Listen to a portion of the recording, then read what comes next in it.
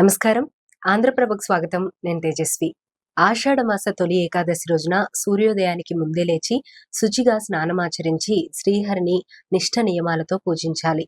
పూజ గదిని శుభ్రం చేసుకుని విష్ణుమూర్తి ప్రతిమకు లేదా పటానికి పసుపు కుంకుమలు పెట్టి పుష్పాలతో అలంకరించుకోవాలి. తర్వాత చక్కెర పొంగల్ని నైవేద్యంగా పెట్టి కర్పూర హారతి ఇవ్వాలి. ముఖ్యంగా ఆషాఢ మాసం వచ్చే తొలి ఏకాదశి రోజున ఒంటిపూట భోజనం చేసి శేష సాయి అయిన లక్ష్మీనారాయణమూర్తిని స్తుతిస్తే కోటి పుణ్యాల ఫలం లభిస్తుందని విశ్వాసం. ఆషాఢ మాసము శుక్లపక్ష ఏకాదశి నాడు విష్ణుమూర్తి పాలకడలిపై యోగ నిద్రలోకి వెళ్లే సందర్భాన్ని తొలి ఏకాదశిగా పరిగణిస్తారు. స్వామి నిద్రించే రోజు కాబట్టి దీనిని శయన ఏకాదశి అని కూడా అంటారు. సతీ సక్కుబాయి ఈ శయన ఏకాదశి నాడే మోక్ష ప్రాప్తి పొందింది.